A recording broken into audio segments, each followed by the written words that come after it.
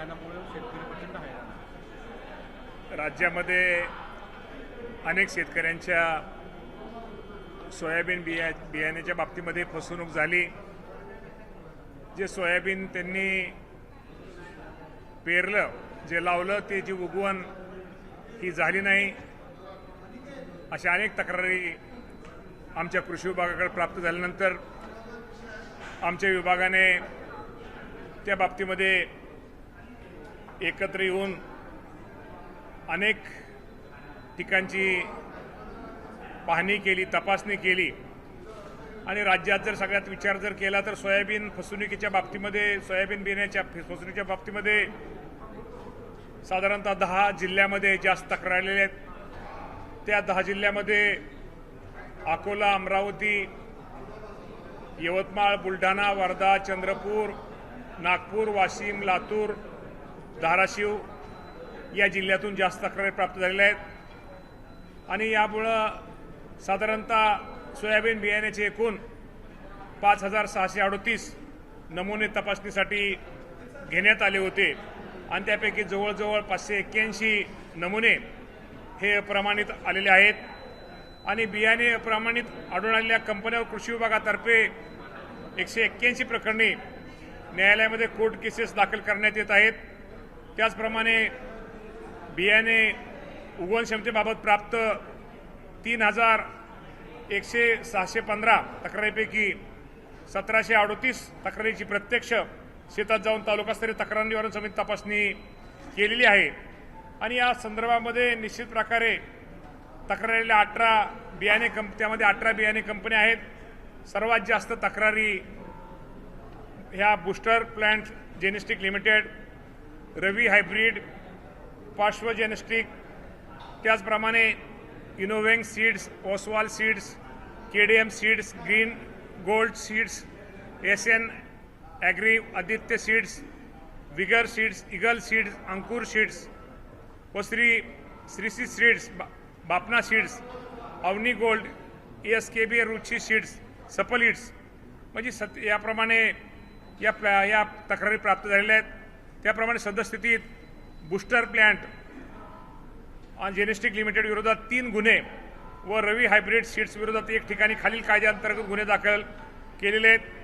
त्यामुळे निश्चित प्रकारे आपल्या माध्यमातून मी शेतकरी बांधवांना एक सांगू इच्छितो की या बाबतीमध्ये शासनाने ताबडतोब या ज्या कंपन्यांनी हे बोगस बियाणं माझ्या शेतकऱ्यांना दिले त्या बाबतीमध्ये कारवाई करण्याचे आदेश राज्याच्या मुख्यमंत्र्यांनी पण दिलेले आहेत आणि आमच्या कृषी विभागाने पण निश्चित प्रकारे तक्रार त्यांना आदेश दिलेत।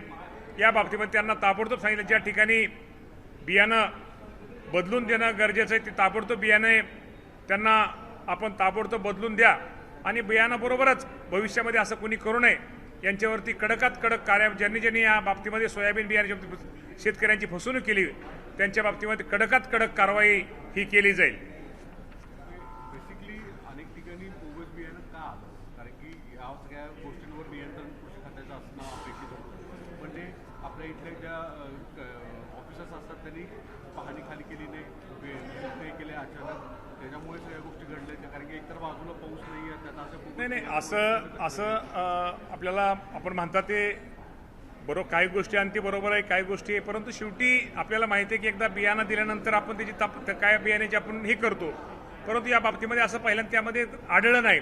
परंतु निश्चित आपल्याला माहिती आहे की आपण ते बियाणं पेरल्यानंतर ह्या गोष्टी लक्षात आलेल्या आहेत। मी एवढंच सांगतो की निश्चित प्रकारे या बाबतीमध्ये शासनाचं या बाबतीमध्ये लक्ष आहे, कृषी विभागाचं निश्चित प्रकारे लक्ष आहे आणि या बाबतीमध्ये शेतकऱ्यांना काय मदत करता येईल, सहकार्य करता येईल, बियाणं आम्ही बदलून द्यायला लावतोच, त्याचप्रमाणे डीपीडीसीच्या माध्यमातून सुद्धा आमच्या त्या शेतकऱ्याला काय मदत करता येईल का तोही राज्याच्या मुख्यमंत्र्यांनी सर्व या तालुक्यातल्या काय जिल्ह्यातल्या सगळ्यांना त्याप्रमाणे सूचना दिलेल्या आहेत। पण निश्चित प्रकारे मी एवढं आपल्या माध्यमातून सांगतो जी अशी बियाणे कंपन्या ज्यांनी शेतकऱ्याची फसवणूक केलेली आहे त्यांच्यावर निश्चित प्रकारे कडकात कडक कायदेशीर कारवाई केली जाईल। दुसरं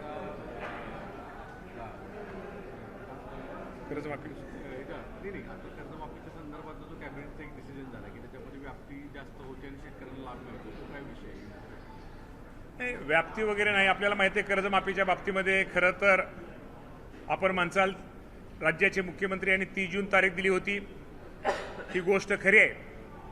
आणि त्यानंतर आपल्याला माहिती आहे की इथं अधिवेशन चालू होतं आणि पावसाळी अधिवेशनामध्ये पुरवणी मागण्या असतात. त्या पुरवणी मागण्यामध्ये जी कर्जमाफीची रक्कम आहे त्या रकमेचा समावेश होता.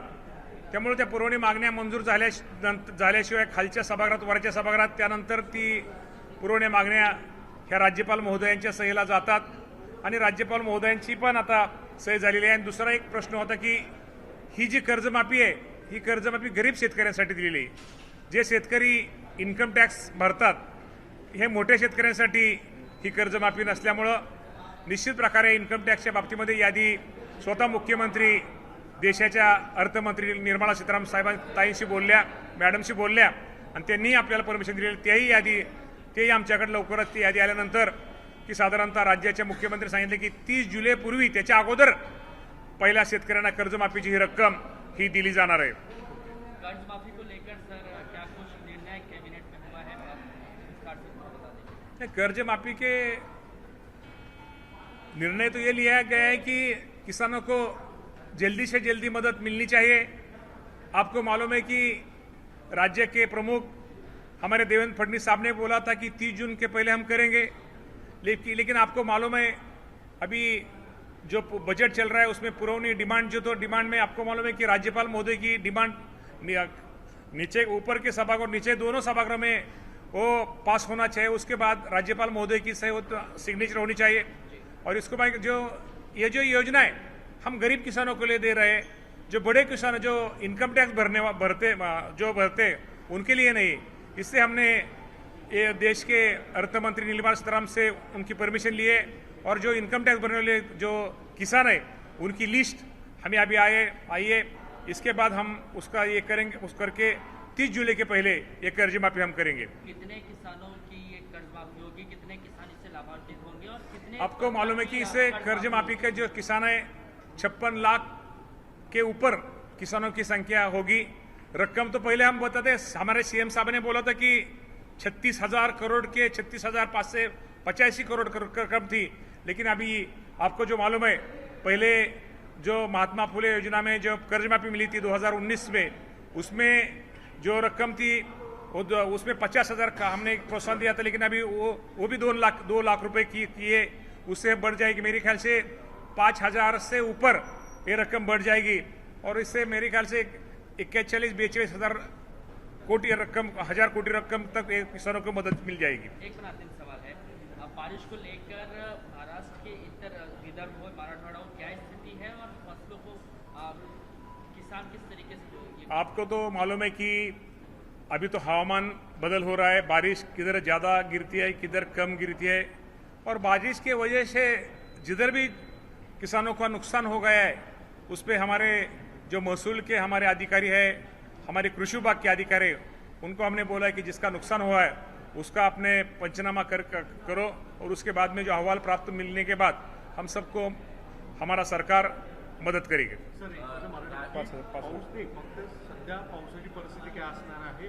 कारण की दुबार पेरणी करावी का नाही करावी असं सध्या पावसाची आपल्याला माहिती आहे. हवामान विभागाचा अंदाज आहे की ह्या महिन्यामध्ये पाऊस हा थोडा कमी जास्त पडेल. पण त्यांचा एक अंदाज आहे की विदर्भामध्ये साधारणतः 20-25 तारखेच्या पुढे विदर्भ नागपूर भागामध्ये पाऊस जास्त पडावा असा हवामान विभागाचा अंदाज आहे. असे प्रामाणिकपणे शेतकऱ्यांचा प्रतिनिधी म्हणून त्यांचा अंदाज खरा ठरावा आणि निश्चित प्रकारे राज्यामध्ये सर्वदूर सगळीकडे पाऊस चांगल्या प्रकारचा पडावा.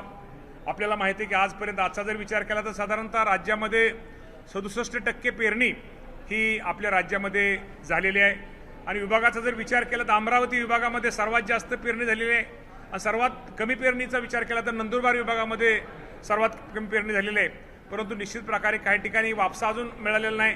वापसा झाल्यानंतर किंवा जमिनीचा ओलावा बघून ही पेरणी लवकर होईल. साधारणतः जुलै अखेर माझ्या माहितीप्रमाणे निश्चित प्रकारे राज्यामध्ये चांगल्या प्रकारची जवळजवळ पेरणी जो आपल्याला अपेक्षित पेरणी धरलेली तेवढी जुलै अखेर पेरणी व्हायला हरकत नसावी. राष्ट्रवादीच्या नेत्यांमध्ये कुठेतरी संवाद नाही, कुठेतरी संवाद असायला पाहिजे अशा प्रकारचे वक्तव्य सरचिटणीस ब्रिजमोहन श्रीवास्तव आपल्या पक्षासाठी करताना दिसत आहेत. कुठेतरी पक्षाच्या समोरची जी आव्हानं दूर करण्यासाठी पक्षातील नेत्यांनी एकत्र येणं गरजेचं असल्याचं पक्षांतर्गतचा हा वाद आहे. आमच्या राष्ट्रवादी पक्षासमोर कुठल्याही प्रकारचे आव्हान नाही आहेत.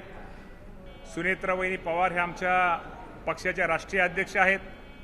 प्रफुल्ल पटेल साहेब असतील, सुनील तटकरे साहेब असतील, छगन भुजबळ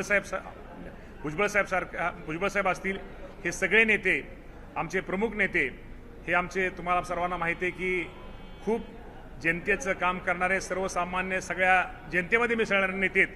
त्यामुळे कोण काय टीका करते, ज्या लोकांना काहीच आधार नसतो, काहीच त्यांना हे नसतं, हे विनाकारण टीका करून प्रकाश ज्योतात येण्यासाठी काही लोक हे खरं तर चुकीचे स्टेटमेंट करत असतात. अशा स्टेटमेंटवर आम्ही महत्त्व देत नाहीये. सुनेत्रा वहिनी पवार यांच्या नेतृत्वाखाली हा राष्ट्रवादी पक्ष हा महाराष्ट्रामध्ये भक्कम आहे.